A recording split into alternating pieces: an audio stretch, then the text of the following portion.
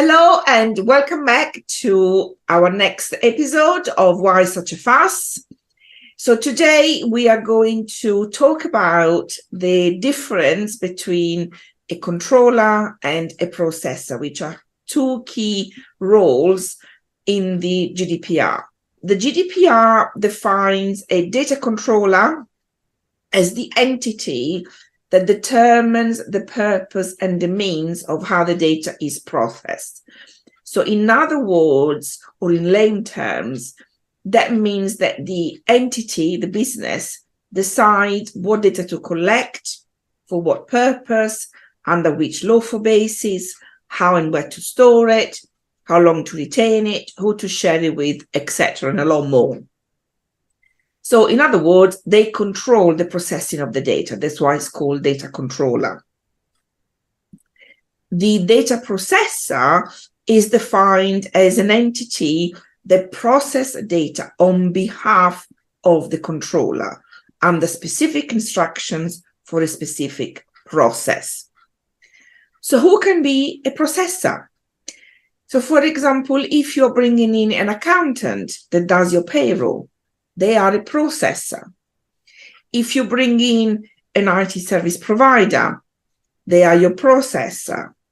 An HR consultant, a GDPR consultant, a CRM provider. The HR system or the company that provides you with your HR system, they are a processor. Your usual suspect, Microsoft, Google, Amazon Web Servers, all of those are processors. It is also important to remember that GDPR puts an obligation on both the controller and processor and holds them both accountable to put in place a very important document called the Data Processing Agreement, DPA for short. And this agreement clearly states each entity's obligations, not only towards each other, but also towards a data subject, i.e. a living individual. The regulation goes on to actually list down the clauses required in the agreement, and they are not negotiable. A client of mine was in the process of selecting a new CRM, and the provider asked for the audit clause to be removed from the agreement. Guess what I said? Needless to say, my client is now engaged with another provider. So if you are a processor, make sure that you understand your obligations. They are mandatory. You cannot move away from them. So understand them, because you could be losing a client. Make sure that you are on top of your GDPR. Controllers are obliged to only engage with processors that are compliant. So my recommendation for controllers is to really read the terms and conditions that a processor sends to your way, because sometimes they merged the data processing agreement clauses into the terms and conditions. So everything is in one document, which is absolutely fine. There's not an issue with that. Just make sure that they've not cut out some of the clauses, which I have come across that. Some other times they would have a data processing agreement as a separate document, and mine refers to the main agreement. So sometimes they're together, sometimes they're separate. Either way is fine. Just make sure that they've not removed any of the clauses. If they've not included the clauses in their terms and conditions, or they've not sent you a separate agreement, a data processing agreement, then it means that they've not considered that. It means that they've missed out that obligation that the regulation holds them accountable to. Then it becomes your responsibility to send them a DPA. So just bear that in mind. So if you are a controller, always have one ready. Ultimately, is that there must be a DPA in place. Not having one is actually breaking the law. I actually have James with me from Uptech again. So hello, James. Hi, Christina. And James and Uptech actually are a perfect example of a processor who is also a controller.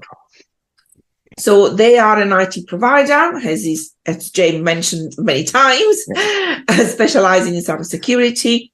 They are a processor to their client because they are processing their IT support on behalf of the client.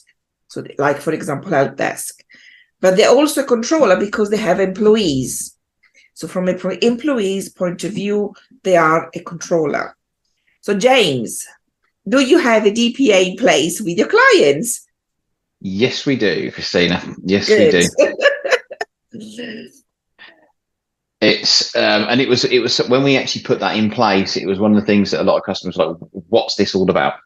But because we do it as a separate agreement, and because we have access to 365, we receive emails from those people. We obviously have access to devices given when they give us permission.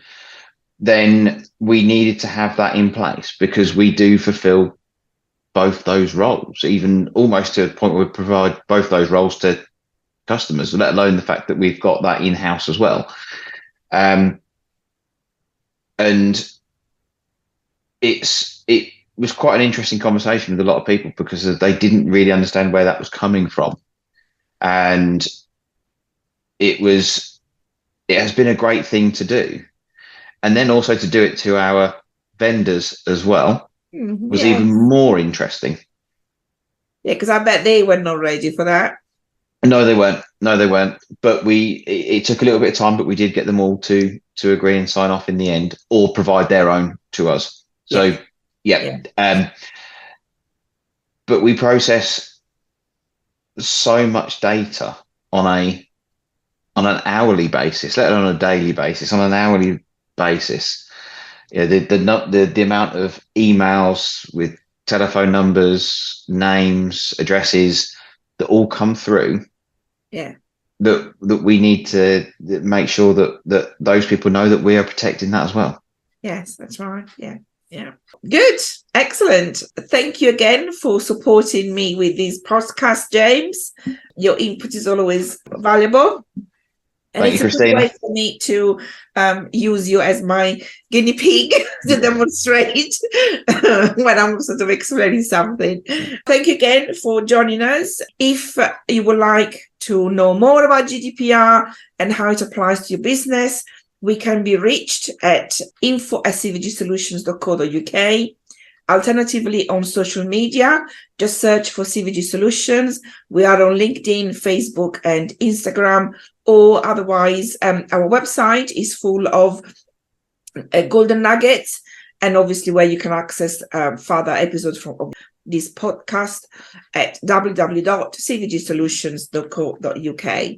Thank you again, and see you next time.